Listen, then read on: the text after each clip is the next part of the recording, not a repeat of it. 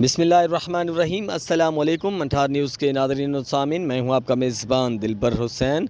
ख़बर शामिल करते हैं रहीम यार ख़ान से। सोशल वर्कर, सियासी और समाजी शख्सियत फ़रहान आमिर के मुताबिक नून लीग की MPA माइज़ा हमीद गुज्जर ने चुलिस्तान का तफसीली दौरा किया। चुलिस्तान में मुकीम औरतों और बच्चों के साथ वो घुल मिल गईं और उनके लिए तोहफे भी साथ ले गई थीं। उन्होंने मर्दों से भी गुफ्तगू की और उनके मसाइल सुने। हमारे मवेशी इधर बैठ जाते, कुछ आदमी पट्टी में बैठ जाते। मवेशियों को उधर क्यों नहीं लेके जाते शहर की तरफ?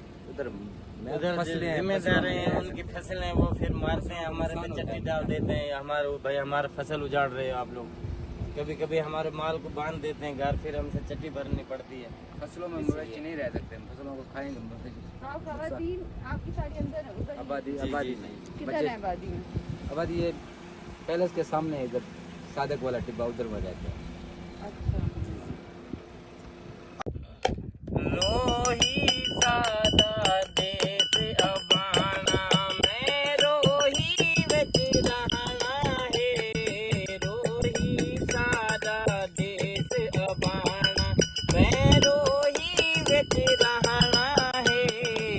रोही को असा छोड़ नहीं सकते, रोही को असा छोड़ नहीं